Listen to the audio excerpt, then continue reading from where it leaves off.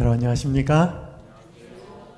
우리 장로님 특별한 달란트를 가지시고 특별한 또 찬양을 해주셔서 감사를 드립니다. 저게 어떻게 소리가 나는지 참 제가 궁금합니다. 제가 장로님 두 번째 특창하는 걸 제가 뵀는데 그때도 감동이었고 처음도 또 귀한 찬양해 주셔서 감사합니다. 오늘 저는 넘버원보다 only one, 죄송합니다. 이 영어 표현을 써가지고 와서 넘버원은 여러분 아시죠? 1등입니다. 그죠? 근데 모든 사람이 넘버원은 될 수 없고 only one은 유일한 존재, 유일한 사람, 그런 상황을 좀 말씀을 드리겠습니다. 초등학교 6학년 한 학생이 엄마한테 혼나고 반성문을 썼습니다. 내용은 이랬습니다. 제가 남과 자꾸 비교해서 죄송합니다. 제가 남과 비교하지 않고 살겠습니다. 제가 형편에 맞지 않게 살아서 죄송합니다. 제가 형편에 맞게 살겠습니다. 상당히 운율이 있어요. 반성문을 쓰지만 초등학교 6학년 여학생이 엄마한테 아이폰을 사달라 그랬습니다. 근데 집안이 넉넉하지 않고 또 그게 비싸니까 엄마가 갤럭시를 사주겠다 그랬습니다. 그랬더니 계속 떼를 쓰고 그렇게 해서 엄마가 화가 나서 나무랬더니 방에 가서 막 그렇게 울길래 엄마가 반성문을 써라 그랬습니다. 그렇게 이렇게 써온 것입니다. 엄마가 좀 미안했습니다. 딸한테 좀 너무 그렇게 한 것 같아서. 근데 이 학생이 왜 갤럭시에 만족을 안 했어요? 엄마가 갤럭시 사준다 그러는데 친구들은 아이폰을 많이 갖고 있는 것 같아요. 저는 참고로 갤럭시입니다. 뭐 이걸 그거 한 건 아니고요. 여기 보니까 제가 남과 자꾸 비교해서 죄송합니다. 제가 남과 비교하지 않고 살겠습니다. 여러분 살면서 행복하지 않은 상황이 생기는데 그때는 왜 그런가 하면 여러 이유가 있겠지만 중요한 행복을 느끼지 못하는 이유 하나가 비교입니다. 여러분도 좀 다른 사람하고 비교하시나요? 비교하면 내가 그 사람보다 나은 것 같아요? 아니면은 못한 것 같아요? 만약에 비교해서 나으면 우월감이 듭니다. 비교해서 못하다고 생각되면 열등감에 빠집니다. 그러니까 결론은 다 좋게 나지 않아요. 비교를 하면. 오늘 저는 요한복음 5장에 있는 본문을 좀 살펴보겠습니다. 예루살렘에 있는 양문 곁에 히브리 말로 베데스다라는 못이 있는데 거기 행각 5이 있고 그 안에 많은 병자, 맹인, 다리 저는 사람, 혈기 마른 사람들이 누워 물의 움직임을 기다리니 이는 천사가 가끔 못에 내려와 물을 움직이게 하는데 움직인 후에 먼저 들어가는 자는 어떤 병에 걸렸던지 낫게 되미르라. 거기 38배 되는 병자가 있더라. 예수께서 그 누운 것을 보시고 병이 벌써 오래된 줄 아시고 이르시되 내가 낫고자 하느냐? 병자가 대답하되 주여 물이 움직일 때에 나를 못에 넣어주는 사람이 없어 내가 가는 동안에 다른 사람이 먼저 내려가나이다. 예수께서 이르시되 일어나 내 자리를 들고 걸어가라 하시니 그 사람이 곧 나아서 자리를 들고 걸어가니라. 여러분 예루살렘은 도성이었기 때문에 이렇게 성이 둘러 있었습니다. 해발이 약 한 750m 정도 되었기 때문에 여러 성문이 있었습니다. 그 성문에 그 예루살렘 성전에서 제물을 드리는 양이 출입하는 문이 따로 있었습니다. 그 문 이름이 양문이, 양이 출입하는 문이기 때문에 양문이라 그랬습니다.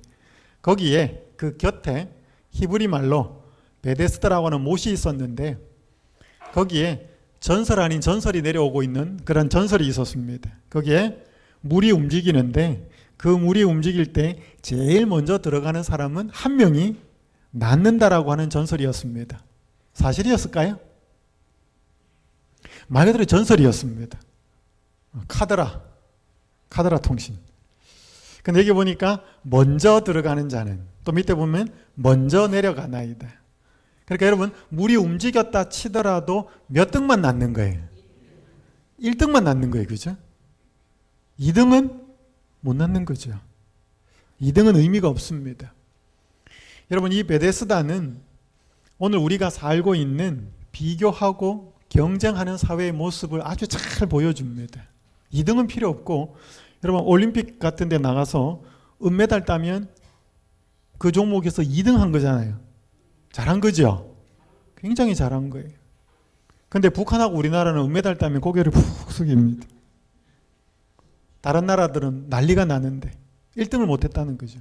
그래서 여러분 통계적으로 올림픽에서 은메달 따는 사람보다 동메달 딴 사람이 훨씬 더 행복하다 그래요. 왜 그래? 동메달 딴 사람은 일단 결승에 못 가고 졌다가 이겨서 동메달을 딴 거예요. 근데 은메달은 결승에 올라갔다가 져서 은메달 딴 거예요. 그러니까 은메달 딴 사람보다 동메달 딴 사람이 훨씬 더 행복 지수가 높답니다. 근데 훨씬 더 동메달보다는 좋은 건데도 말이지. 대한민국이 낳은 유명한 선수죠. 김연아 선수. 2010년도 캐나다 밴쿠버 동계올림픽에서 금메달을 땄습니다. 4년 뒤에 14년에 러시아 소치에서 열리는 동계올림픽에서도 금메달을 따려고 애를 쓰고 노력하고 훈련하다가 부상을 당합니다. 그래서 열심히 치료를 해서 거의 그 올림픽이 있기 전에 치료를 끝냅니다. 그리고 2013년 12월에 소치 올림픽이 있기 전에 크로아티아라고 하는 나라의 자그레브라고 하는 그 도시에서 열린 세계 선수권 대회에 참석합니다. 거기에서 우승을 하면서 이제 재기에 성공을 하는데 재미있는 것은 그녀의 경기를 한국도 중계방송을 했고 외국의 한 방송사가 중계를 했습니다. 그 중계방송이 인터넷에 올라왔어요. 제가 잠깐 읽어드릴 테니까 한국은 어디에 초점을 맞추어서 방송을 했고 외국은 어디에 방송을 초점을 맞추었는지 한번 보셔요. 한국 방송, 저 기술은 가산점을 받게 되어 있어요. 외국 방송, 나비죠? 그렇군요. 마치 꽃잎에 사뿐히 내려앉는 나비의 날개짓이 느껴지네요. 한국 방송, 코너에서 착지 자세가 불안정하면 감점 요인이 됩니다. 외국 방송, 음반위를 쓰다듬으면서 코너로 날아오릅니다. 실크가 하늘거리며 잔물결을 경기장에 흩뿌리네요. 한국 방송, 저런 점프는 난이도가 높죠. 경쟁에서 유리합니다. 외국 방송, 제가 잘못 봤나요? 저 점프? 투명한 날개로 날아오릅니다. 천사입니까? 오늘 그녀는 하늘에서 내려와 이 경기장에서 길을 잃고 서성이고 있습니다. 감사할 따름이네요. 한국 방송, 경기를 완전히 지배했습니다. 금메달이네요. 금메달. 금메달. 외국 방송, 울어도 되나요? 정말이지 눈물이 나네요. 저는 오늘 밤을 언제나 기억할 겁니다. 이 경기장에서 연하의 아름다운 몸짓을 바라본 저는 정말 행운아입니다. 감사합니다. 신이시여. 여러분, 두 방송사가 똑같은 경기를 보면서 중계방송한 내용이 완전히 다르죠. 한국 방송의 초점은 뭐예요? 가산점, 감점 요인, 경쟁, 금메달. 여러분, 외국도 경쟁할까요? 해요. 외국도 경쟁합니다. 근데 한국 사람들은 더 해요. 더 유별나죠. 경쟁하고, 비교하고, 불행해지고, 우월해지고, 교만해지고. 그럼 베데스다가 그 모습을 좀 보여줍니다. 많은 병자가 모였습니다. 여러분, 사람이 몸이 아프거나 병에 걸리면 마음이 좀 이렇게 약해지죠. 어떻게 뭐를 먹는다든지 어떻게 하면 뭔가 좀 효험이 있다, 효과가 있다 그러면 관심을 갖게 되어 있습니다. 몸이 아프니까. 그러니까 여기도 많은 환자가 모였을까요? 많은 환자가 모인 거죠. 그런데 이 베데스다의 이름의 뜻이 뭔가 하면 합성어입니다. 히브리 말로 벳이라는 단어와 헤세드라고 하는 단어의 합성어예요. 여러분, 벳이라는 단어는 집이라는 말입니다. 베델, 엘은 여호와라는 말이거든요. 베델은 여호와의 집. 베들레헴, 벳은 집이고요. 떡집이라는 말입니다. 빵집. 그러니까 벳은 집이에요. 무슨 집인가 하면 헤세드. 헤세드는 구약에 굉장히 유명한 단어입니다. 인애, 인자, 성실, 사랑, 자비, 굉장히 많은 말로 번역된 구약의 중요한 단어인데 뜻은 뭐냐 하면 받을 가치가 없는 자에게 베푸는 하나님의 은혜를 의미합니다. 대상이 받을 가치가 있어서 주는 게 아니고 그 가치가 없지만 주는 존재의 크신 사랑과 은혜에 의해서 주는 하나님의 사랑을 굉장히 포괄적으로 잘 포괄하는 단어예요. 헤세드라는 단어. 이 단어가 주로 어디에 제일 많이 나오는가 하면 시편에 제일 많이 나옵니다. 그러니까 이 베데스다 이름의 뜻이 뭐예요? 자비의 집. 이름 좋아요? 이름 좋아요. 근데 여기 자비가 있었어요? 자비가 없어. 오직 경쟁과 비교만 있는 살벌한 사회가 베데스다였습니다. 비교하고. 자, 여러분, 우리가 살면서 비교하지요. 또 비교되기도 합니다. 근데 비교 안 하려고 하면 비교를 안 하고 살 수 있나요? 비교는 자연적으로 돼버리나요? 되죠? 저 사람 회사 한 30년 20년 다녔는데 30년 다녔는데 아파트 몇 평짜리 살아? 차는 어느 정도야? 저 집 애가 있는데 어느 학교 다녀? 공부는 어느 정도 해? 그게 다 뭐예요? 들어오면 그냥 비교를 하게 돼 있습니다. 자, 우리가 비교를 하지 않으면 제가 두 가지를 말씀을 드립니다. 비교를 하지 않으려면 우리의 마음에 그렇게 뭔가 어떤 내적인 힘이 꽉 차 있어야 됩니다. 그것과 비교하지 않으려면. 근데 우리가 또 의도적으로 비교할 필요가 있는 것도 있습니다. 잘 안 하지만. 근데 우리 비교하면 주로 좋은 거 비교하지는 않거든요. 세상적인 것을 많이 비교하죠. 자, 오늘 우리가 올바른 비교를 하고 살아야 될 것 한 가지만 말씀을 좀 드리겠습니다. 이게 35만 톤 유조선인데 건조 책임자가 이런 말을 했습니다. 이 배가 사람의 눈에 아무리 크게 보여도 망망대해에 나가면 하나의 점입니다. 여러분 이 배 커요? 크죠? 얼마만큼 커요? 사람이 여기 있어요. 그러니까 사람이 요 정도니까 이 배가 얼마나 크겠습니까? 근데 이 배가 아무리 사람의 눈에 커 보여도 어디에 나가면 태평양 한가운데 띄우면 뭐예요? 점이라는 거죠. 어떤 대상이 존재가 크다 작다는 굉장히 상대적입니다. 사람 앞에 있을 때 이 배는 어마어마하게 크지만 태평양이라고 하는 무한 공간에 들어가 버리면 굉장히 작은 것이죠. 여러분 인생이 오래 산다고 하십시다. 요즘 뭐 호모 100라고 하는 말이 있더라고요. 100년 사는 100가 영어로 100이니까 100년 사는 인생을 요즘 또 신조어를 만들어서 호모 100라고 하는 용어를 쓰더라고요. 여러분 100년 인생 길어요 짧아요? 이제 대답하기 뭐 하시죠? 이 질문 자체가 어리석은 질문이에요. 하루살이에 비하면 100년은 굉장히 깁니다. 근데 영원이라는 시간 앞에 100년은요? 점이지요. 말 그대로 점이지요. 그래서 오늘 우리 인생이 영원한 삶의 비교를 해본다면 뭔가 좀 시각이나 관점이 달라진다는 것이지요. 여기 한 증언의 말씀에 이런 글이 있습니다. 머지않아 본향이들 더욱 좋은 저 나라의 영광을 명상할 때, 빨간 글자 한번 읽어볼까요? 교만과 세상을 사랑하는 마음은 그 힘을 잃게 될 것이다. 자, 제가 셋째 날 니고데모 이야기를 하면서 하나님의 나라가 있다 그랬습니다. 하나님의 나라가 있는데 하나님의 나라에 들어가려면 조건이 하나 있다 그랬습니다. 이게 뭐라 그랬죠? 거듭나야 되겠다. 다시 태어나야 되겠다. 엄마 뱃속에서 태어나는 육신의 태어남으로는 불가능하다. 말씀을 드렸습니다. 그것처럼 우리에게 하나님의 나라가 존재하는데 그 나라를 머지않아 본향이들, 마치 고향이 될 것 같은 더 좋은 나라가 있다는 것이죠. 근데 그 나라의 영광을 자꾸 뭐 하면? 명상을 하고 생각을 하면 교만과 이 세상을 사랑하는 마음이 약해진다는 것입니다. 그러니까 결국 뭐하고를 비교하라는 거예요. 이 땅에 살면서 저 사람이 얼마나 잘 살고 내가 어떻게 사느냐를 비교하지 말고 내가 살고 있는 이 세상하고 영원 앞에 영원히 주어질 없는 것이 아니라 존재하는 그 영원한 나라하고 비교해보라는 것입니다. 얼마 전에 연수원에 들어왔던 한 목회자가 요즘 이제 코로나가 풀리고 난 다음에 합회에서 행사들을 여러 가지 하니까 이 친구가 이제 젊고 그러니까 자기한테 무슨 역할이 주어졌는가 하면 드론으로 모든 행사들을 찍어가지고 편집하는 게 자기에게 주어진 역할이었대, 목회자한테. 그러니까 요즘 이제 합회 행사에 드론이 나오는 겁니다. 그러니까 밑에서 뭐 할 때 드론을 띄워가지고 이렇게 찍어가지고 자기가 이렇게 찍을 때는 잘 모르죠. 나중에 편집을 하려고 하니까 드론이 촬영한 건 다 뭐예요? 다 지상에 있는 거고 공중에서 보는 거잖아요. 드론이니까. 그러면서 어떤 데는 높이 올라갔다가 낮게 떴다가 하면서 이제 편집을 하면서 야, 위에서 보는 세상이 이런 세상이구나.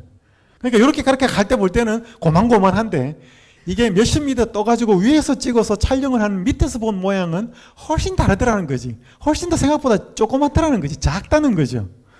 여러분이 산에 높은 데 올라가가지고 밑에 딱 올라가가지고 뒤로 돌아보면서 이렇게 산 밑에 내려다보면 밑에 있는 거 작게 보여요? 그죠. 자동차도 지나다니고 빌딩도 세워져 있고 막 그래도 그게 다 어떻게 보여요? 조그맣게 보입니다. 저기서 네 빌딩이냐 내 빌딩이냐 네 차냐 내 차냐 네 집이냐 내 집이냐 그 밑에서 보면 굉장히 커 보이지만 높은 산에 올라가서 그 밑에 보면 굉장히 작아요. 생각보다 크지 않습니다. 근데 하나님이 하늘에서 만약에 보고 이 땅에 사는 것을 보면 어떨까요? 그게 빌딩이 10층짜리면 어떻고 100층짜리면 어떻고 다 작게 보이는 거죠. 근데 우리는 이 땅에 살기 때문에 하늘을 보지 못하고 하늘의 관점에서 그걸 보지 못하기 때문에 저 사람은 저만큼 가졌는데 나는 왜 이럴까? 저 집에는 이런 자식이 있는데 우리 집은 왜 이럴까? 이제 그렇게 하면서 사람이 자꾸 불행해지는 것입니다. 답답해지고. 근데 오늘 성경에서는 자꾸 이 땅의 삶과 하늘의 삶을, 영원한 삶을, 일시적인 삶과 영원한 삶을 비교해 보라는 것입니다. 이 조정민 목사님 제가 한번 소개했습니다. 잘 사는 것 중요합니다. 바르게 사는 것은 더 중요합니다. 영원히 사는 것은 비교할 수 없이 중요합니다. 그런데 영원히 못 살면 어떻게 사는 것이 잘 살며 바르게 사는 것인지 바르게 사는 것인지 참 기준을 알겠습니까? 여기 보니까 이 한 분은 뭐라고 얘기했는가 하면 잘 살고 못 살고의 기준이 뭐냐는 거예요. 여러분 이 땅에서 잘 산다. 진짜 한 인생을 잘 산다라고 볼 때 한 가지 질문을 드리죠. 여러분 여기 부모님이 많으시니까. 자, 자녀를 1년 동안 행복해 해주는 방법이 있다고 하십시다. 하나. 두 번째는 10년을 행복하게 해주는 게 있다고 치십시다. 자, 세 번째. 평생을 행복하게 해주는 방법이 있다고 치십시다. 자, 그러면 자녀에게 어떤 걸 해주고 싶겠습니까? 당연히 3번이겠죠. 1년 행복하게 해줬다가 나머지 평생을 눈물 흘리고 고통스러워하고 힘들어 살게 하는 것을 해주는 부모는 아무도 없을 거예요. 부모가 알고 자녀를 평생 행복하게 해줄 수 있는 것이 있다면 그걸 택할 거예요. 그죠? 왜냐하면 그게 자녀의 인생에 있어서 전체를 포함하는 행복을 줄 수 있는 방법이니까. 자, 그럼 하나님이 우리를 볼 때, 영원하신 하나님이 볼 때 우리를 행복하게 해주기 위해서 그분은 뭐를 행복하게 해주기 원할까요? 이 땅에서 10년? 아니면 한 50년? 아니면 이 땅에 평생? 아니면 영원? 그렇죠. 그분이 우리를 행복하게 해주려고 할 때는 반드시 뭐가 포함될까요? 영원이라고 하는 개념이 포함될까요? 그러면 그 영혼을 행복하게 하기 위해서 이 땅에 살아가는 기간, 영혼에 비하면 점과 같은 이 몇십 년 동안의 기간을 좀 행복하게 하지 못하고 고난이나 시련을 혹시 좀 있어도 하나님께서는 사람에게 더 온전한 것을 주고 계시는 것일까요? 그죠? 그러니까 우리가 어떤 관점에서 올바르게, 어떤 관점에서 잘 산다라고 하는 것을 볼 필요가 있다는 것이죠. 만약에 영혼이 없으면 이 땅에서 잘 먹고 잘 사는 게 잘 사는 거죠. 그런데 영혼이라는 개념이 있는데 이 땅에서 잘 먹고 잘 사는 것으로 살다가 영혼을 잃어버린다 그러면 그 인생을 잘 사는 인생, 잘 살았다라고 하는 인생이라고 할 수 있겠느냐 이 말이죠. 어떻게 생각하셔요? 여기 보시면 이렇게 기록합니다. 만일 그리스도 안에서 우리가 바라는 것이 다만 이 세상의 삶뿐이면 모든 사람 가운데 우리가 더욱 불쌍한 자리라. 여러분 보셔요. 이 땅은 공평해요, 불공평해요? 공평하다고 생각하시는 분들은 좀 뭐 이렇게 좀 누리거나 가진 분일지는 좀 모르겠어요. 뭐 다 그런 건 아니겠지만. 근데 세상이 다 불공평합니다. 그죠? 어떤 집안에서는 뭐 수저 이야기 하잖아요. 뭐 금수저도 있고 무슨 수저도 있고. 그죠? 또 어떤 사람은 몸이 건강하게 태어났는데 또 어떤 사람들은 불편하게 태어난 분도 있어요. 이 세상은 공평하지 않습니다. 그래서 만약에 사람이 바라고 사는 것이 이 세상의 삶뿐이라면 여기 예수님을 믿어서 핍박도 받고 힘들게 살아가는 그 당시 그리스도인들은 어떻게 보면 굉장히 불쌍한 자라는 거지. 그럼 이 말의 표현은 뭐예요? 이 세상이 다가 아니다라고 하는 사실을 분명하게 이야기해 주는 거죠. 자, 그러면 우리가 아까 말씀드린 것처럼 머지않아 영원한 우리의 본향이 될 그 세상을 자꾸 생각한다면 이 세상에서 살아가는 교만과 이 세상을 사랑하는 마음이 약해질 것인데 그럼 그거 어떻게 생각하냐는 거죠. 이제 그게 희미하게 나면 이제 성경에 좀 나와 있는 것입니다. 자, 여기 보면 계시록 21장에 보면 또 내가 새 하늘과 새 땅을 보니 뭐 여러 가지 이야기했지만 여기 밑에 4절만 한번 읽어보겠습니다. 모든 시작. 모든 눈물을 그 눈에서 닦아주시니 애통하는 것이나 곡하는 것이나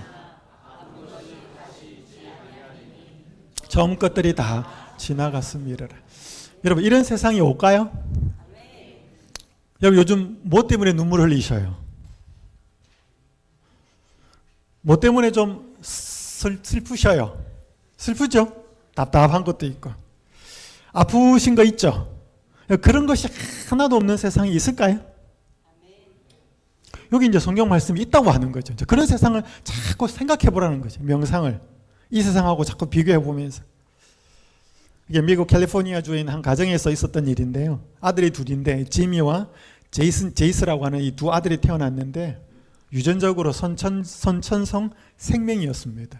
그러니까 보기는 보는데 전부 다 이게 칼라가 아니고 흑백인 거죠. 아버지가 이 알록달록한 풍선을 들고 옆에 있는 이런 칼라 색을 들고 자녀에게 아들들에게 보라 그러는데 봐도 이게 색깔이 안 느껴져요. 생명이기 때문에. 근데 요즘 엔크로머라고 하는 특별한 회사에서 생명을 교정하는 안경이 나왔어요. 그래서 그 안경을 이 아들에게 끼우고 보라 그럽니다. 그러니까 이 아들이 처음으로 칼라를 본 거예요. 그러면서 울어요. 이 두 아들이 다. 그러면서 뭐라고 자기들끼리 서로가 끌어안고 말을 하는가 하면 정말 밝아요. 완전히 달라요. 그러니까 생명이어서 자기들이 흑백으로 본 그 세상이 전부인 줄 알았는데 엔크로마에서 나오는 안경을 교정하는 안경을 끼고 보니까 자기들이 보았던 세상이 다가 아니더라는 거죠. 빨주노초 반환보에 의해서 칼라로 나오는 색깔을 보니까 너무 그 세상이 신기하고 완전히 차원이 다르고 너무너무 밝고 여러분 지금 사람이 눈으로 구별할 수 있는 색깔들은 빨주노초 반환보 그죠? 이걸 우리 가시광선이라 그래. 빨간색 요줄을 붉은 적자를 써서 이쪽에 있는 걸 적외선이라 그러고 이쪽에 보라색 자자를 써서 요 바깥에 있는 걸 자외선이라 그래. 그러니까 여러분 요 안에 것만 밖에 못 봐요. 여러분 사람 귀 어때요? 가청 영역이라는 것이 있습니다. 20Hz에서 200Hz 사이를 들을 수 있어요. 여러분 너무 큰 소리 들을 수 있어요? 없어요? 여러분 사람이 만약에 자는데 비행기 소리 다 들릴 것 같으면 잠 못 자요. 누워서 주무시려고 하는데 개미 지나가는 소리 다 들려봐요. 사람만 노이로제 걸립니다. 그러니까 사람 이 귀는 너무 큰 소리, 너무 작은 소리 못 듣습니다. 눈도 마찬가지죠. 그러니까 이 우리의 눈과 귀는 굉장히 한계가 있는 것입니다. 여러분 하늘에 가면 색깔이 이 새 하늘과 새 땅은 몇 가지 색깔로 이루어진 세상일 것 같아요. 우리는 그 7가지 색깔을 조합시킨 것입니다. 뭐 빛의 삼원색이라고도 하고. 제가 태어나서 처음으로 외국을 간 게 필리핀이었습니다. 제 어머니가 회갑을 맞아가지고 제 친구가 공부를 하고 있었기 때문에 야 한번 어머니 모시고 와라. 그래서 갔어요. 가가지고 어떻게 하다 보니까 민도르라고 하는 섬에 가게 됐습니다. 그래서 그때가 10월 달이었는데 그때 어떻게 이렇게 해서 조그만 카누를 타고 스노클링이라고 하는 것을 하게 되었습니다. 입에 뭐 이렇게 물고 머리만 넣어서 이렇게 보는 거잖아요. 그래서 제가 먼저 카누에 앉아 있고 저희 어머니가 이제 구명조끼를 입고 이렇게 먼저 들어갔어요. 그래서 저희 어머니가 갑자기 신음소리를 내기 시작했습니다. 그래서 저는 어머니가 몸이 불편하고 뭔 일이 생긴 줄 알고 저는 카누에 앉아가지고 어머니는 저쪽에 있고 저는 저쪽에서 어머니 무슨 일이 있습니까? 왜 뭐 불편하십니까? 그러니까 저희 어머니는 대답을 안 하고 계속 그래서 어머니 나왔어요. 나오고 나니까 왜 그러십니까? 그러니까 말을 안 하고 와 이러고 그냥 카누에 있어요. 그래서 이제 제가 들어갔어요. 제가 머리를 집어넣고 하면 저희 배에서도 그게 나왔어요. 저는 산호를 처음 봤어요. 와 색깔이요 정말 아름다웠습니다. 근데 제가 다 나와가지고 보고 그 카누를 저었던 그 필리핀 그 친구가 이야기하기를 지금 시즌이 산호가 제일 안 아름답대요. 산호가 제일 아름다운 게 봄이랍니다. 이게 생물이기 때문에 봄에 확 펴가지고 세월이 이 시간이 지나면서 여름, 가을, 겨울로 지나면서 이게 죽는다는 거예요. 그러니까 우린 거의 다 죽었을 때 간 거예요. 거의 다 죽었을 때 가서 보면서 뭐라 그랬다고요? 여러분 제가 요 맛을 잠깐 보고 와서 목회를 하는데 여기 교회 한 여집사님 계셨습니다. 그분이 수석 집사님인데 어머니가 제주도 해녀 출신이었습니다. 그러니까 이분이 스킨스쿠버 자격증이 있어요. 그러니까 이분이 저한테 이야기하기를 목사님 여름 때 나중에 휴가를 하루 이틀 내시면 저한테 스킨스쿠버로 바다 구경을 시켜주겠다는 것입니다. 그러면서 저보고 하는 말이 목사님 바다 속을 보지 않으면 아름답다는 말을 하시면 안 됩니다. 산에 단풍도 있고 꽃도 있고 아름다운 거 많지만 바다 속에 비교하면 비교가 안 됩니다. 저보고 그래요. 이거 모르겠습니다. 여기 제주도라서 여러분들이 바닷속을 많이 보셨는지 모르겠지만 제가 산호가 거의 다 죽었을 때 한번 필리핀에서 본 경험이 있어서 그 집사님의 말이 사실일 거라고 믿어졌습니다. 여러분 세상에 아름다운 거 많아요? 너무너무 많아요. 여러분 세상에 이 아름다운 걸 보실 때마다 이거하고는 비교할 수 없는 세상이 아름다운 세상이 있을 거라고 믿으시면 됩니다. 근데 세상에 살다 보면 아름다운 것만 있어요? 더럽고 추악하고 안 좋은 건 많아요. 여러분 그런 세상 보실 때 이런 것이 더 이상 없는 세상이 이르러 있는 세상, 이런 것이 존재하지 않는 세상이 있다는 사실을 믿으셔도 됩니다. 왜? 예수님이 우리를 위해서 우리로 하여금 십자가에 달려 돌아가셔서 그것을 회복하시기 위해서 그 일을 하셨기 때문에 그렇습니다.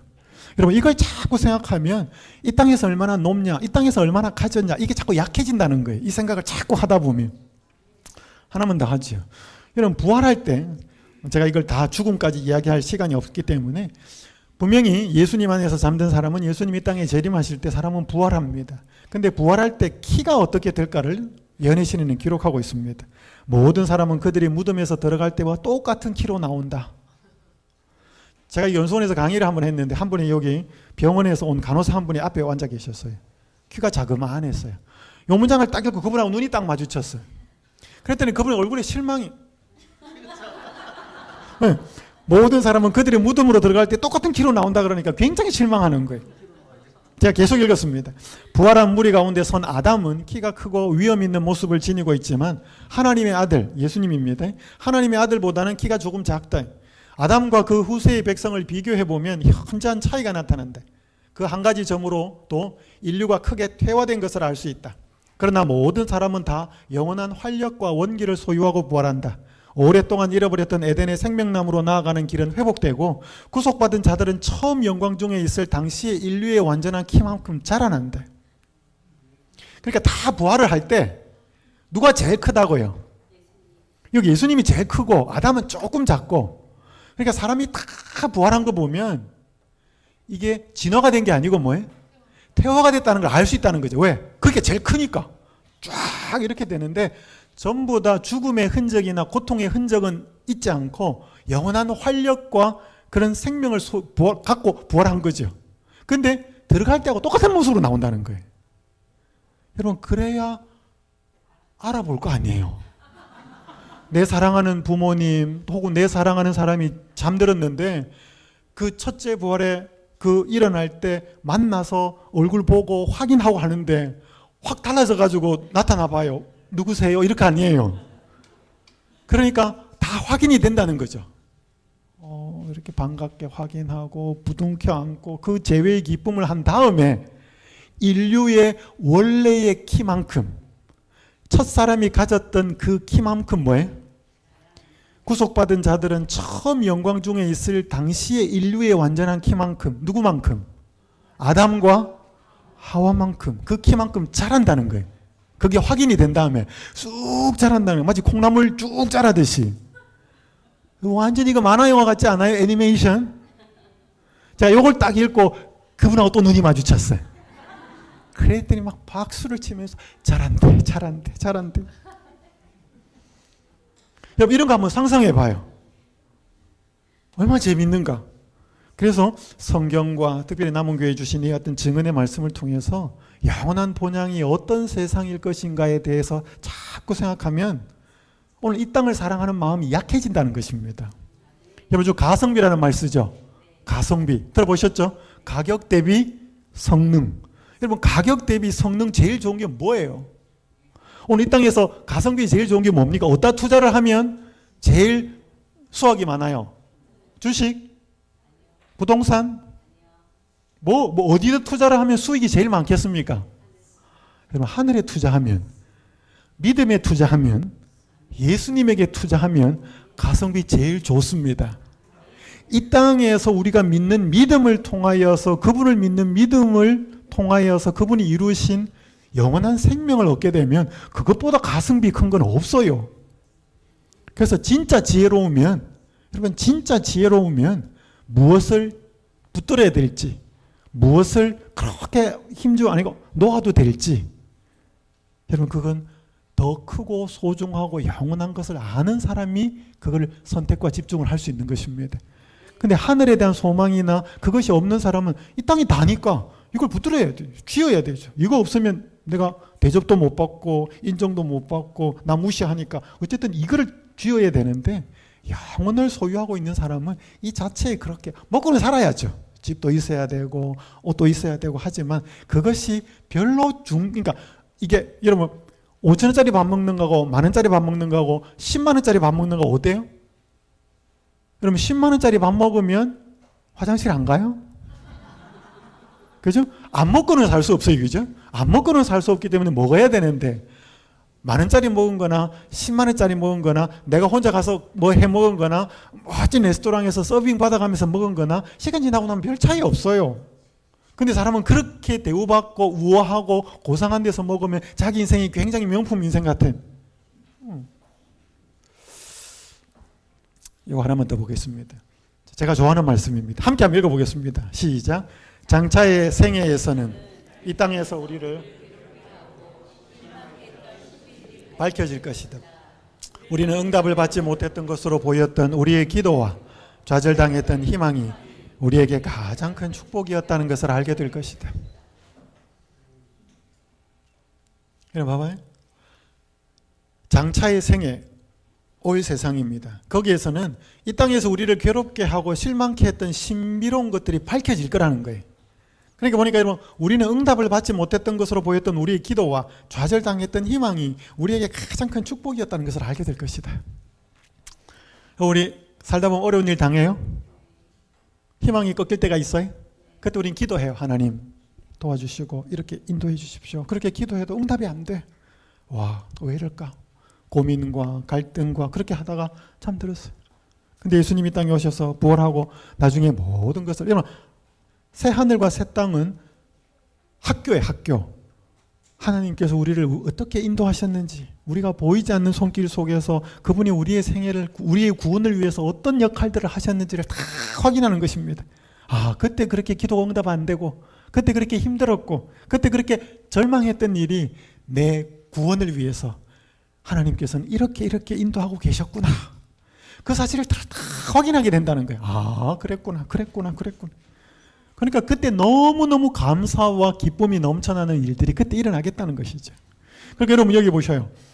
여러분이 여기 이 땅에서 어려움 당할 때 열심히 기도할 때 응답이 되면 그 하나님이 주신 축복이라고 믿으셔요. 네? 그렇게 믿을 수 있겠죠. 그죠? 쉽습니다. 왜? 응답이 되니까. 근데 내가 열심히 기도했는데 응답이 안 돼. 희망이 팍 꺾여버려요. 그럼 여러분 이거 어떻게 받아들여요? 하나님 나 사랑 안 하나 보다. 뭐 이렇게 할까요? 여러분 그때도 하셔요. 뭐라고? 이것도 뭐다? 응답이고 축복이다. 축복이다. 그럼 이제 한마디 더 덧붙여야 되죠. 확인은 하늘에서 한다. 지금은 이 땅에서 확인이 안 되니까. 지금은 확인이 안 되기 때문에 여기 보면 장차의 생애에서는 그것들이 다 확인이 된다는 것이죠. 그러니까 여러분 우리가 기도할 때 응답 되어도 축복이고 안 되어도 축복이에요. 와, 이런 게 어디 있어요? 그러니까 기도를 해서 하나님 앞에 우리의 모든 무거운 짐들을 내려놓고 기도할 때 응답에 관계없이 그분은 가장 좋은 축복으로 응답하시는 거예요. 그게 이 땅에서 이루어지면 감사합니다. 하나님 이게 필요해서 주시는 것으로 제가 믿겠습니다. 응답이 안 되면 뭐예요? 여기는 뭔가 더 큰 목적과 더 큰 축복과 뭔가 있다는 거죠. 거기는 그때 확인이 된다는 것이죠. 그럼 여기 가야 되겠습니까? 여기 계신 모든 분들이 다 이 자리에 가셔서 이것들을 다 확인할 수 있으면 좋겠습니다. 그래서 지금 자꾸 우리가 이 땅에서 의도적으로 뭘 확인하자? 뭘 비교하자? 이 땅의 삶하고 장차 우리에게 주어질 영원한 새 하늘과 새 땅의 삶을 자꾸 뭐 하자? 비교하자. 그러면 뭔 일이 일어나게 될 거다? 교만과 세상을 사랑하는 마음이 힘을 잃게 될 것이다. 자, 그 베데스다가 비교하고 경쟁하는 사회의 모습을 보여준다 그랬습니다. 여러분 비교하고 경쟁하는 사회에서는 생존하는 사람이 있어요? 살아남는 사람이 있어요. 왜? 우울한 사람이 있어요. 여러분 생존하고 그렇게 앞에 두각을 내타는 사람이 있지만 뒤에 처지는 사람 많아요? 많아요. 나고자라 그래요. 누가 많을까요? 1등은 한 명밖에 안 된다니까. 그건 나머지는 다 1등 아니에요. 수많은 사람이 낙오를 합니다. 베데스다도 그랬어요? 그랬어요. 예수께서 그 누운 것을 보시고 병이 벌써 오래된 줄 아시고 이러시되 내가 낫고자 하느냐? 병자가 대답하되 주여 물이 움직일 때에 나를 못에 넣어주는 사람이 없어 내가 가는 동안에 다른 사람이 먼저 내려가나이다. 여러분 여기 내가 가는 동안에 다른 사람이 먼저 내려가나이다라고 하는 이 말 속에 담긴 뉘앙스, 이 사람의 그 말하는 태도가 어떤 느낌일까요? 제가 노력 안 하는 거 아닙니다. 물이 움직인다는 소리를 듣고 저도 최선을 다해서 힘을 내서 그 물에 들어가려고 노력했습니다. 제가 뭔가 내려가려고 애를 쓰는데 좀 덜 아프고 힘센 사람, 그 사람이 먼저 내려갑니다. 저는 노력해봐도 안 됩니다. 나는 이것밖에 안 되는 사람입니다. 여러분 이 말 속에는 남들하고 비교해서 거기에서 이기지 못하는 패배의식, 비교의식, 자기 연민, 초라함, 거기에 다 담겨 있는 것입니다. 내가 가는 동안에 다른 사람이 먼저 내려갑니다. 자, 베데스다 이름의 뜻이 뭐라 그랬어요? 자비의 집. 자비가 있었다 없었다? 자비가 없었다. 여러분 여기에 누가 오셔요? 예수님이 오십니다. 예수님은 자비의 근원이신 그분이 자비가 없는, 자비 이름만 있는, 베데스다라고 하는 그 이름만 있는 자비, 그곳에 자비의 근원이 이 땅에 오십니다. 그럼 제가 97년도부터 목회를 시작했는데 이렇게 교회에서 전도회를 하는 가을에 제가 1년차 전도사 때 열심히 준비하다가 뭐 어떻게 잘못됐는지 몸이 아파가지고 감기 몸살이 나서 몸져 누워버렸습니다. 전도회가 시작되었는데 교회 나가보지도 못했습니다. 사택은 그 5층에 있는 조그만 사택이었는데 첫날 전도회가 끝나고 강사 목사님하고 담임 목사님이 병문안을 오셨어요. 그래서 막 제가 죄송해가지고 미안해하니까 걱정하지 말고 빨리 회복하라고 그러면서 강사 목사님이 기도를 해주고 가셨어요. 가다가 그분이 돌아서가지고 다시 오셔가지고 저한테 굉장히 생뚱맞은 한 말씀을 하고 가셨어요. 그게 뭐냐면 이 말이에요. 전도사님, 목회를 하다 보면 힘든 일이 많을 텐데 그때 절대로 자기 연민에 빠지면 안 됩니다. 이 말을 할 수 있는 분위기가 아니었고 이 말과 관련된 내용이 앞에 있었던 것도 아니에요. 그냥 이 말하고 가셨어요. 저는 생각해서 혼자 아파가지고 누워가지고 저 목사님이 왜 저런 말씀을 하시지? 그럼 저는 잊어버렸어요. 여러분 제가 목회를 하다 힘든 일이 있었을까요? 남들하고 비교하는 일이 있었을까요? 뭐 제가 뭐 달랐겠습니까? 나는 왜 이렇게 목회를 하나? 나는 왜 이렇게 능력이 없나? 그렇게 하면서 초라해진 적이 있었어요. 근데 갑자기 이 생각이 탁 떠오르는 거예요. 전도사님, 목회를 하다 보면 힘든 일이 많을 텐데 그때 절대로 자기 연민에 빠지면 안 됩니다. 제가 자기 연민에 빠지려고 하는 생각이 탁 들 때 이 생각이 떠오른 겁니다. 하나님이 그때 백신 한 방을 준 거예요. 미리 주사 한 방을 놓아준 거죠, 저한테. 여러분, 연민 좋은 거예요? 여러분, 연민의 뜻이 뭐예요? 사전에 찾아보면 불쌍히 여기는 마음 이렇게 나옵니다. 여러분, 연민은 하나님의 마음이에요. 굉장히 좋은 것입니다. 근데 연민은 방향이 중요해요. 연민은 누구를 향해야 돼? 다른 사람을 향해야 돼. 여러분, 그때 가치가 나타나요. 근데 사람들은 이 연민을 누구한테로 해요? 남이 나를 불쌍히 안 여겨주고 남이 나를 사랑 안 해주니까 나라도 불쌍히 여기자. 여러분, 이게 자기 연민이 굉장히 달콤합니다. 이 자기 연민에 빠지면 헤어나오지를 못합니다. 자기 위로. 이게 이제 깊어지면 우울증으로 가는 것입니다. 여러분, 자기 위로는 자기를 달래는 거거든. 너 괜찮아, 괜찮아. 너 최선을 다해서 너 괜찮아. 여러분, 문제가 그렇게 해결되는 게 아니에요. 내가 삶에 잘못된 게 있으면 돌이켜야 되지. 내가 있는 잘못된 그들의 삶을 그저 달래는 것이 해결책이 아니라는 것입니다. 여러분, 이거 굉장히 주의하셔야 됩니다. 현대 심리학에 있어서. 이걸 제가 다 말씀드릴 수는 없습니다. 이 사람은 그 자기 연민에 빠집니다. 이렇게 찾아옵니다, 예수님이. 자, 한 가지 질문을 드릴게요. 여러분, 그 베데스다에 환자 많았을까요? 많았겠죠? 근데 왜 예수님 이 사람 찾아갔을까요? 많았을 텐데. 여기 보셔요. 재료의 줄을 씁니다. 시작. 구주께서는 가장 처참한 형편에 처한 한 사람을 보셨다. 그 환자는 홀로 쓸쓸하게 자기는 하나님의 자비에서 끊겼다고 생각하면서 오랜 불행의 세월을 보내왔대. 그 사람이 어떤 사람이었다고 해? 그 많은 환자 중에 가장 최악의 몸과 마음이 망가진 사람이었다는 것입니다. 여러분 보셔요. 몇 년 동안 이 사람이 병에 걸렸다고요? 38년. 여러분 3년 8개월이 아니고 38개월도 아니고 38년. 그럼 이 사람의 정신 상태는 어땠을까요? 여러분 몸이 아프면요, 몸만 아픈 게 아니고 마음으로도 이게 연결이 돼요. 사람 몸과 마음은. 그러니까 이 사람은 하나님 있어? 있는지는 모르겠지만 하나님 있다 그러면 나 같은 사람을 돌보는 하나님은 아니야. 저기 바리새인들, 종교 지도자들 저런 사람들의 하나님이지 내 하나님은 아니야. 나는 하나님께도 버림받은 사람이야. 몸도 아플 뿐 아니라 마음도 비참하게 망가진 사람이었습니다. 최악의 사람이에요. 비슷한 이야기 또 그렇게 되어 있습니다. 예수께서는 그 목가에서 고통당하는 자들 가운데에서 당신의 치유력을 행사하기 위하여 최악의 상황 가운데 있는 사람을 택하시고, 그러니까 예수님이 여기 왜 오셨어? 이 사람을? 이 사람이 가장 뭐한 사람이에요? 가장 비참한 사람이에요. 여러분 예수님이 제주중앙교회에 오면 누구 찾아가실까요? 여러분 예수님이 제주도에 오면 누구 찾아가실 것 같아요? 제주시장님 찾아가실까요? 아마 이 제주도에서 가장 몸과 마음이 망가지고 비참한 사람 찾아가실 거예요. 예수님이 이 제주중앙교회 오신다 그러면 여기에서 가장 몸과 마음이 아픈 사람 찾아가실 거예요. 맞아요? 예수님 그런 분이에요. 우주의 왕이신 그분이 인간이 되어 오셔서 그분은 어떤 사람을 찾아가시는가 하면 잘 나가는 사람, 그 사람은 예수님 없어도 잘 사니까. 여러분 제가 읽는 글에 한 공통점을 찾아보셔요.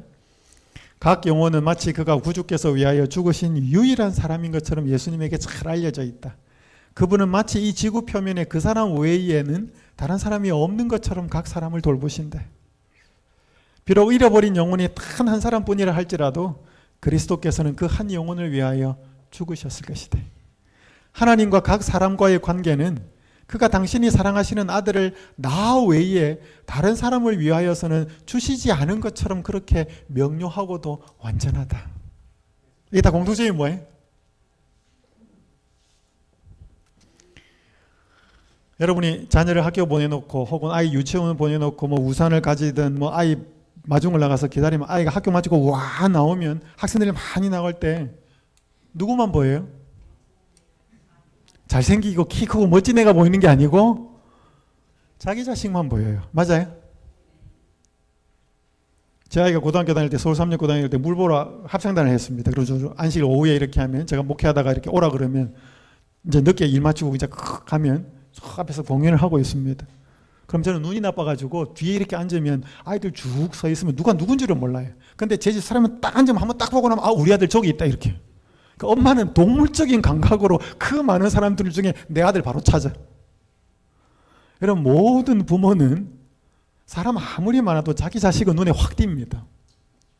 한 사람, 내 아들. 여러분 여기 보시면 우리가 많은 사람이 하나님께 기도를 한다 그러면 하나님 그 기도를 어떻게 들으실까? 여러분 여기 계신 분이 저한테 다 한마디씩 하면 헷갈립니다. 정신이 하나도 없습니다. 한 분씩 질문하십시오. 한 분씩 말씀해 주시면 좋겠습니다. 전 그럴 거예요. 왜? 다 말하면 누가 말하는지를 모르니까. 그런데 우리 예수님은, 하나님은 이 땅에서 드리는 모든 사람들이 기도를 들을 때 어떻게 그 기도를 알아듣는가 하면 아무도 기도 안 하고 딱 한 사람만 기도할 때 기도를 듣는 것처럼 각자의 기도를 그렇게 듣는다는 것입니다. 여기 보니까 뭐예요? 이 지구 표면에는 그 사람이 없고 다른 사람은 없는 것처럼 그 사람을 돌보신다. 그러니까 딱 그 사람밖에 없고 그 사람을 하나님께서는 인도하시고 기도도 듣고 좋은 길로 인도하시고 딱 한 사람 그렇게. 또 나머지 사람은 뭐예요? 그 사람은 딱 아무도 없고 그 사람만 있는 것처럼 그렇게 하고. 그러니까 하나님과 모든 사람의 관계가 몇 대 몇이라는 거예요. 그 동의하셔요? 그래서 이게 only one이라는 거예요. 세상 사람들은 넘버원이 되기를 원하는데 이 베데스다 목가에 넘버원만 물에 들어가는 사람이 낫는데 예수님은 가장 비참한 사람을 찾아오셔서 너는 나한테 절대적인 유일한 사람이 돼. 그래서 그 사람 찾아오신 거예요. 여러분 그러면 나머지 사람 있어요 없어요? 많아요 거기 옆에. 그러면 나머지 사람 그 사람 한 사람 한 사람은 또 누구라는 거죠? 역시 예수님에게는 1대1이라는 거예요. 근데 이 사람 가장 최악인 사람을 고쳐 놓으면 뭐예요? 회복시켜 놓으면 나머지 사람은 뭐예요? 내가 저 정도는 아니잖아. 근데 저 사람도 고침받았어? 그럼 나도 가봐야지. 그래서 그 병자 모든 사람에게 희망을 주기 위해서 예수님은 가장 최악에 있는 사람에게 다가가셔서 그 사람을 회복시킵니다. 우리가 믿는 예수님은 이런 분이시죠. 그러니까 오늘 내가 몸도 마음도 지치고 망가질 때 그때 예수님은 어디 계실까요? 나한테 다가오시는 거예요. 그러니까 내가 가장 최악이라 그러면 예수님은 내 옆에 있다고 생각하시면 틀림없습니다. 그렇게 예수님은 진리 가운데로 우리를 인도하십니다. 제가 서울영화원교회에서 목회를 할 때였습니다. 오늘 장로님 한 분이 전화를 했어요. 목사님 병원에 좀 와보십시오. 제가 사무실 바로 옆에 있기 때문에 쫓아갔습니다. 자초정이 굉장히 스토리가 길어요. 수유리에 살고 있던 한 남자분이 암에 걸린 거예요. 그래서 서울대학병원에서 치료를 받는데 주치의가 더 이상 가망이 없습니다. 이제 여생을 정리를 하시고 뭐 드시고 싶은 거 드시고 이제 이렇게 한 거예요. 그러면서 병원 2개를 추천해 준 겁니다. 둘 중에 하나에서 또 진료도 받으시고 또 점검도 하시고 그렇게 하십시오. 그 2개를 추천하는데 수유리에 있는 준종합병원, 그래도 좀 꽤 큰 병원 하나를 소개하고 두 번째 병원이 36서울병원을 추천한 거예요. 근데 이분이 왜 36서울병원을 추천했는지는 몰라요. 그러니까 이분이 듣고 있다가 자녀가 3명이고 아내가 있는데 아내도 그렇고 자녀 3명도 그렇고 아버지가 당연히 서울대학병원에서 이제 항암 치료를 받다가 가망이 없으니까 집이 수유리니까 당연히 수유리에 있는 병원을 선택하고 나머지 일생을 보낼 거라고 생각했는데 아버지가 남편이 36서울병원에 입원을 하겠다고 주장을 한 겁니다. 그러니까 아버지 여보 왜 그러냐 그러니까 말을 안 해요. 그러니까 가장이 그렇게 하겠다니까 집에 있는 식구들은 다 36서울병원에 온 거예요. 그래서 이분이 입원을 했어요. 근데 여기 있는 한 장로님이 이 병원 안내를 보시는 장로님이 있습니다. 그분이 그날따라 병원에 입원하는 환자들 명부를 보고 싶었어요. 이게 병원에 입원을 하면 이제 이게 컴퓨터에 상에돼 있지만 이걸 이제 프린터로 뽑아 놓는 거죠. 이분이 그걸 쭉 보니까 입원한 명단인 거죠. 근데 이 명단 이름이 뭐냐면 자기가 이 장로님이 옛날에 어릴 때 경북 울진에 살 때 그 동네에 있었던 자기 친형 친구예요. 그러니까 자기하고 성경학교도 하고 놀러도 다니고 했던 형 친구니까. 이름이 동명이인이 많잖아요. 그 사람인데? 하고 나서 끝낸 게 아니고 그 병실 호수로 확인하고 병실에 들어갑니다. 가보니까 진짜 그 형이에요. 아니 형님 여기 어쩐 일입니까? 그러니까 이렇게 해서 내가 여기 왔다. 그러니까 그분이 어릴 때 경북 울진에서 우리 재림교회를 다닌 거예요. 초등학교 5학년까지. 성경학교도 하고. 근데 집이 가난했어요. 그러면서 5학년 때 서울로 전학을 가면서 교회를 떠난 거예요. 그러니까 이분의 형하고 친구니까 그때는 뭐 휴대폰이 있는 것도 아니고 이렇게 헤어진 거죠. 그래서 평생을 못 만난 거예요. 그러니까 이분이 죽을 때가 다 됐는데 이제 치료가 안 된다는데 36서울병원 이렇게 딱 나오니까 뭐예요? 옛날에 내가 어릴 때 그 경북 울진에서 다녔던 그 재림교회 조그만 교회 그 재단 아니냐? 나 죽어도 그 병원에 가서 죽어야 되겠다. 그러니까 가족한테는 말은 안 하고 우겨가지고 온 거예요. 왔는데 그 안내 보시는 장로님이 왜 그날따라 이 환자 명단을 보고 싶은지 입원 명단을 보고 나서 이름을 확인했는데 그러면 동명이인이다 생각하면 되지 왜 또 그 명단을 확인하러 병실에 갔느냐는 거지. 근데 그날따라 이 친형, 그러니까 둘이 친구분, 그 친형 장로, 저희 교회 장로님이 맹장 수술을 해가지고 병원에 입원을 하고 있었어요. 그래서 병실에서 친구 2사람이 몇십 년 만에 만난 거예요. 친구야, 나 나하고 초등학교 5학년 때 헤어지고 나서 난 너 정말 보고 싶었대. 근데 전화번호도 없고 뭣도 없고 근데 몇십 년이 지난 다음에 이렇게 너하고 나하고 병원에서 만날 줄은 꿈에도 몰랐대. 그럼 봐봐요. 그 주치의가 서울대학교 주치의가 이 사람한테 왜 36서울병원을 추천했는지 몰라요. 첫 번째. 자, 두 번째 이 사람이 입원했을 때 입원했는지 안 했는지도 모르잖아. 근데 그 장로님의 동생이 환자 명단을 확인해가지고 동일한 이름물이 나오고 병 호수까지 찾아갔어. 두 번째. 세 번째 이날 그 저희 교회 장로님은 맹장 수술해가지고 이 병원에 같이 입원하고 있었다는 거지. 여러분 이 세 개가 우연히 낸 게 아니고 그게 다 연거푸 맞물리면서 이 두 친구가 병실에서 만난 거예요. 그래서 이 장로님은 저희 교회 장로님이었어요. 이분이 저보고 오라는 거예요. 병원에.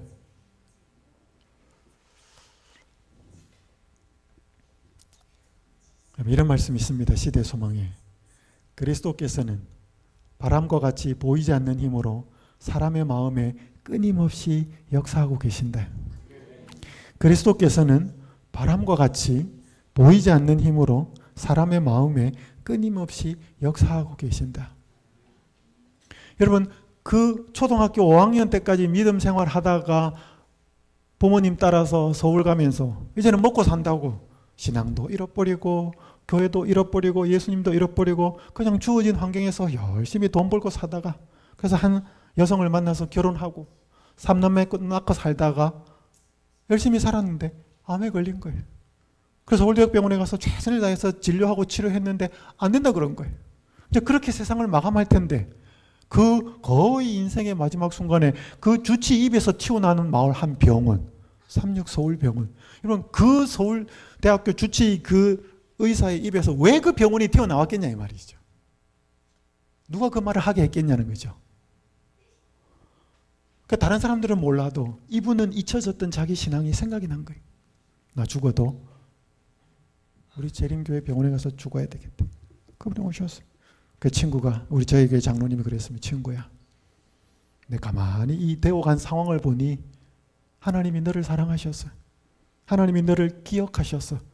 너 인생 그렇게 암에 걸려서 쓸쓸히 그냥 죽게 두지 않고 하나님께서 이곳으로 인도하셔서 너가 다시금 예수님을 기억하고 그 예수님 안에서 잠들도록 그렇게 인도하신 것 같다. 그거 분명하잖아요. 그죠? 그래서 이분은 여기에서 침례받고 돌아가셨어요. 그리고 그 아내하고 그 두 딸은 저하고 성경 공부를 했습니다. 제가 침례를 줬어요. 여러분, 그리스도께서는 바람과 같이 보이지 않는 힘으로 사람의 마음에 끊임없이 역사하고 계신다. 모든 사람의 마음에 그렇게 하고 계신다는 거예요. 한 사람 한 사람 다. 내가 이런 이유로 거절하고 저런 이유로 거절하고 그거 애써 무시하고 살지. 오늘 우리 마음에 딱 그 한 사람밖에 없는 것처럼 하나님께서는 그렇게 바람과 같이 보이지 않는 힘으로 사람의 마음에 계속 진리 가운데 예수님 가운데로 이끄는 거예요. 여러분, 제가 이제 시간이 다 됐는데 제가 오늘 재림교회 뒤에 이야기를 하려고 그랬는데 이거는 하지도 못하겠어 보니까. 거의 한 절반 정도가 남았는데 다는 못하겠고요. 여러분, 그래서 사람을 하나님께서는 계속 보이지 않는 힘으로 역사하시는데 하나님은 제가 첫날에도 말씀드렸다시피 하나님은 사람을 통해서 일하셔요. 하나님은 진리를, 예수님 자체가 진리인데 길이요 진리요 생명인데 그분은 진리를 아는 사람들을 통해서 사람들을 이끄셔요. 여기 보면 우리 사도행전 8장에 보면 주의 사자가 천사지요. 빌립한테서 말을 합니다. 일어나서 남쪽으로 향하여 예루살렘에 가서 가사로 내려가는 길까지 가라. 거기 가보니까 에티오피아의 재무부 장관, 모든 국고를 맡은 네시가 예배하러 왔다가, 그러니까 여러분 봐봐요. 이 주의 천사가 뭐하러 빌립 보고 가라 그래. 주의 천사 자기가 가서 설명하면 되지. 근데 사람을 시켜요. 여기 보면 사도행전 9장에 보면 예수님이 나타나서 사울을 막았습니다. 니십니까? 나는 내가 박해하는 예수다. 너는 일어나 시내로 들어가라. 내가 행할 것을 내게 이를 자가 있느니라. 그러면 예수님이 나타나서 사울이라는 사람이 하는 것을 막았지만 자초지정을 다 설명해 주지 않고 다메섹이라고 하는 여기 도시 가는 길이었기 때문에 그 도시 안으로 들어가라. 들어가면 너가 어떻게 해야 될지 이럴 사람이 있을 거다. 또 사람을 연결시키는 거죠. 예수님이 직접 안 하고.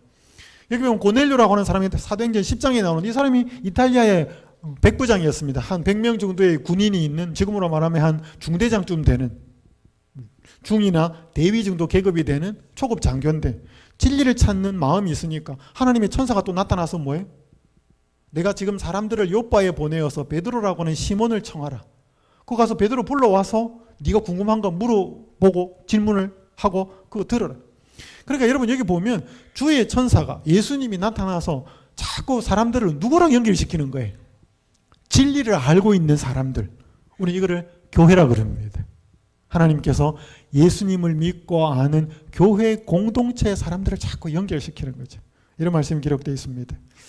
성령은 온 세상에 편만에 계셔서 어디서나 사람들의 마음을 감동시키고 계신다. 그러나 우리가 하나님의 곳간에 거두어 들여질 만큼 잘하고 익어가야 할 곳은 어디다? 여러분 성령은 하나님 중에 또 한 분이잖아요. 성령은 온 세상에 편만에 계셔서 하나님 안 믿는 사람의 마음에도 감동하고 계셔요? 하셔요. 사람들이 몰라서 그렇지. 근데 하나님은 특별히 더 어디에 역사하시는가 하면 진리를 찾고 진리가 모여있는, 진리를 알고 싶어하는 사람들, 그 공동체, 즉 교회에 더 풍성하게 임한다는 것입니다. 그러니까 사람들 자꾸 그렇게 모으는 거죠. 여러분 이 사진 한번 보세요. 저는 이 사진을 보면서 굉장히 좀 한동안 심각하게 봤습니다. 이 그림을 그린 화가가 도대체 사람들한테 무엇을 설명하려고 이 그림을 그렸을까? 이게 지금 교회죠. 그래서 사람들 교회 문으로 들어가가지고 어디로 가는 거예요? 교회 안에 들어가서 낭떠러지로 떨어지는 거예요. 이 화가가 이 그림을 통해서 무엇을 말하고자 했을까? 교회 안에 들어가는 게 능사가 아니다는 거죠. 교회 안에 들어가서도 뭐 할 수 있다는 거죠. 벼랑에 떨어져서 죽을 수 있고, 다른 말로 표현하면 교회 안에 들어가서도 멸망당할 수 있다는 거죠. 즉 교회가 어떤 기초 위에 세워져서 교회가 어디에 세워져 있는가. 벼랑 끝에 세워져 있으면 교회에 들어가도 희망이 없는 거죠. 들어가서 떨어지니까. 저는 적어도 현대 교회를 굉장히 뭔가 좀 도전하게 만드는, 오늘 우리의 교회가 어떤 기초 위에 서 있는지를 이 화가는 뭔가 좀 메시지를 던지는 것 같아요. 여러분 교회 많아요 안 많아요? 굉장히 많아요. 저는 장로교회 모태신자였습니다. 그러다 저희 어머니가 어릴 때부터 경북 영천에서 장로교회를 다니셨어요. 그러다 또 한동안은 또 어디로 가셨냐면 천부교, 전도관이라는 데를 다니셨어요. 그러다가 또 재림교회를 이제 또 이렇게 전도를 받아서 오셨어요. 그러니까 이제 어릴 때는 어머니 따라다닌 거죠. 이거 하나만 보고 마치겠습니다. 시간이 다 없기 때문에. 이거만 설명드리고 마치겠습니다. 여러분 이게 뭐라고 적어놨냐면 교파의 기원과 계통이라는 것인데, 여기 보시면 세계 그리스도교 백과 이렇게 돼 있죠. 이게 옥스퍼드 출판소에서, 대학 출판소에서 나온, 이게 1984년인가에 나온 자료예요. 여기에 한 부분이 교파의 기원과 계통이라고 하는 부분입니다. 자, 여기 십자가가 있죠. 이 십자가, 예수님 당시에는 교파가 없었어요. 십자가고. 자, 여기 보면 세계적 사도교회 이렇게 적혀 있죠. 여러분, 예수님 당시에 교회가 어디서부터 시작되는가 하면 예루살렘에서부터 시작됩니다. 성령을 받고 퍼져나가기 시작합니다. 그래서 안디옥. 그래서 예수님 당시에는, 사도 시대에는 대도시를 중심으로 교회가 생기기 시작합니다. 첫 번째가 예루살렘. 두 번째가 시리아 이후에 있는 안디옥. 그 다음에 로마 제국의 수도 로마. 그 다음에 콘스탄티노플, 알렉산드리아. 콘스탄티노플은 당시에 동로마와 소로마의 쌍벽을 이룬 두 수도였기 때문에. 여러분 그 5개에서 예수님을 믿는 사람들이 많이 모입니다. 근데 그렇게 하다가 정치적이고 여러 신학적인 이유로 네 도시가 몰락하고 하나만 살아남아요. 그게 로마였습니다. 로마는 베드로와 바울의 순교지였고 로마 제국의 수도였고, 근데 수도가 서로마에서 동로마로 옮겨가거든요. 이게 콘스탄티노플로 정치적인 그게 이동이 되니까 그 공백이 생길 때 그 공백을 교회가 메꿉니다. 그러니까 상대적으로 교회가 권한이 커져요. 그러면서 자기들이 우리는 로마 지역에 속한 하나의 지역교회가 아니라 이름을 바꿉니다. 그래서 캐톨릭이라는 말을 씁니다. 여러분 캐톨릭이라는 말은 영어로는 universe, 그러니까 우주적이고 보편적인 교회다라고 하는 뜻입니다. 그러니까 로만 캐톨릭은 두 개가 말이 안 맞아요. 로마는 지역교회거든요. 근데 캐톨릭이라는 말은 전 우주적이고 전 보편적이라고 하는 게, 이게 두 개가 짝이 안 된다 이 말이죠. 근데 로마 가톨릭교회가 그렇게 생겨납니다. 그러면서 점점 교회의 권한이 강해지면서 그 교회의 감독, 나중에 이제 교황이 되죠. 권한이 강해지면서 이제 교회가 타락하기 시작합니다. 이게 세계적 사도교회. 그러면서 위가 뭐 약간 색깔이 다른 히랍 동방 정교회가 생기지만, 이 첫 번째가 갈라지는 게 1514년 11세기에 갈라집니다. 이게 모르셔도 됩니다. 또 한 번 갈라지는 게 이 서방교회, 이게 다 가톨릭입니다. 이렇게 갈라지는 게 이제 종교개혁에서 갈라집니다. 1517년. 그러면서 여러분 줄기는 세계적 사도교회, 서방교회, 로마 가톨릭교회, 이게 다 주류입니다. 자, 여기에서 생겨난 게 뭐예요? 영국에는 국교회, 성공회, 신부가 결혼하는. 그러나 가톨릭교회랑 비슷합니다. 밑에 루터에 의해서 루터교회, 그다음 밑에 이제 개신교회, 개혁교회 혹은 장로교회라고 말하는 스위스, 쯔빙글리, 칼뱅 이런 사람들에 의해서 개신교회, 그렇게 생겨납니다. 그러니까 종교개혁이 다 시작이 되지만 합쳐지지를 않아요. 여러분 여기 제7안식 예수절임교는 어디 있어요? 여러분 이 개신교의 메인 흐름이 있습니다. 여러분 여기 밑에 보면 제일 밑에 보면 빗나간 개신교들 있습니까? 마지널 프로테스탄트라고 있는 거 있습니다. 근데 이거 보니까 여기 어떤 게 있어요? 옆에 보면 여호와의 증인, 몰몬, 유니테리언. 이제 이게 조금 기독교라고 하는 주류에서 약간 격기로 나간 교파라는 거죠. 근데 재림교회는 어디 있어요? 이 개신교의 주류에 들어가 있습니다. 근데 한국에서 자료 이런 거 나오면 어떻게 나와요? 여호와 증인, 몰몬, 유니테리안, 안식일교회 같이 묶어 놓습니다. 그러니까 그 굉장히 이 기독교의 흐름을 모른다는 것입니다. 이건 우리가 만든 게 아니고 이건 옥스퍼드 대학에서 만든 세계 그리스도교 백과사전이기 때문에. 그래서 여러분 제가 이거 다 시간이 없어서 설명드릴 수가 없습니다. 어쨌든 오늘 여러분들께서 좀 꼭 기억하실 것은 예수님에게는 한 사람이 귀중합니까? 한 영혼이 귀중한 거죠. 한 영혼을 위해서라도 십자가에 달려 돌아가셨을 것이기 때문에. 그래서 한 영혼을 구원하기 위해서 예수님은 자꾸 진리이신 자기를 드러내는데 그 교회 공동체를 통해서 자꾸 드러낸다는 것입니다. 그래서 여러분들께서 교회가 요즘 별로 그렇게 사람들한테 좋은 인식이 없어요. 그죠? 그럼에도 불구하고 참된 교회는 있다는 것이죠. 제가 이걸 시간이 없어서 다 못합니다. 오늘 여러분들한테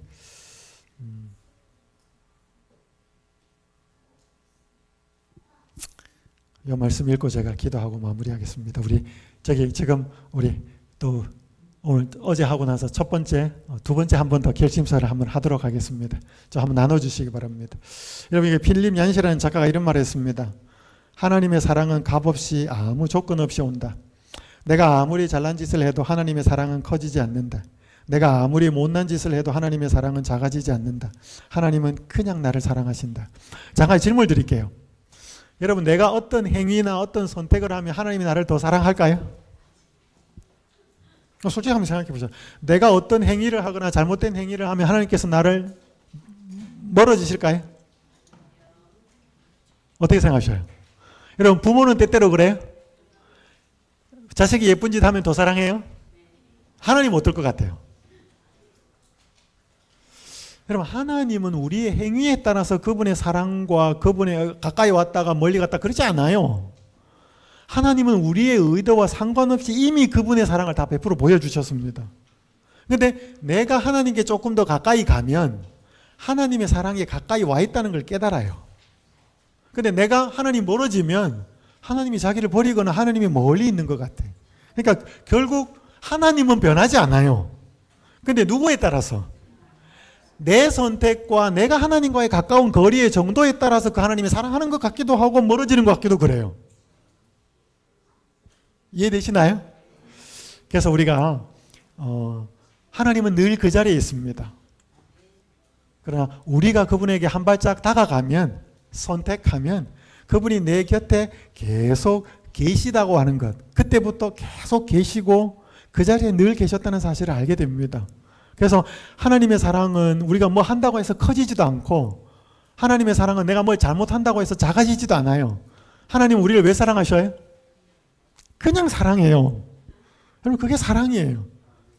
여러분 부모가 자식 잘할 때도 사랑하지만 못할 때도 사랑해요. 자 오늘 우리 시간이 다 됐기 때문에 자 희망을 위한 선택 한번 하고 마무리하겠습니다. 자 예수님은 세상에 있는 각 사람을 돌보시되 유일하게 그 사람만 있는 것처럼 돌보신다. OX. 여러분 이 생각을 가지셔요. 여러분 내가 스스로 나는 괜찮은 사람이야 라고 해서 내 자존감이 생기는 게 아니고 이런 사랑을 확인할 때 내가 굉장히 가치 있는 존재가 된다는 사실을 깨닫습니다. 그래서 내 스스로에 대해서 가치 있게 느껴지는 게 아니고 우리는 사랑받을 때 가치 있다고 느껴져요. 자, 두 번째, 가장 올바르고 안전한 비교는 현실 세계에서 다른 사람과 비교하고 경쟁하여 우위를 점하는 것이다. 가장 올바르고 안전한 비교는 이 현실 세계를 영원한 세상과 비교하는 것이라고 그랬습니다. 자, 예수님은 사람을 진리로 이끌기 위해 진리를 아는 공동체인 어디로? 교회로 인도하신다. 여러분 이 사실을 꼭 좀 기억해 주시고요. 나는 예수님을 더 깊이 알기 위해 목사님과 성경 공부를 하기 원한다. 어제도 했고 오늘도 한번 체크해 보시면 좋겠고요. 자, 이 부분은 시간이 없어서 하지를 못했습니다. 나는 하나님의 계명에 관한 올바른 지식과 지구 역사의 마지막에 관한 예언을 갖고 있는 하나님의 남은 자손인 제7의 안식일 예수 재림교회 일원이 되기 원한다. 이 부분은 제가 오늘 시간이 없어서 못했습니다. 제가 혹 내일 시간에 없고 좀 말씀을 잠깐 드릴 수도 있겠습니다. 여러분의 개인 신상 또 필요한 기도 제목을 꼭 적어주셔서 여기 계신 우리 교우님들뿐 아니라 또 이번 기회에 출석하고 계시는 분들이 또 예수님을 더 깊이 알고 또 재림교회에 대해서 더 알도록 도와드리도록 하겠습니다.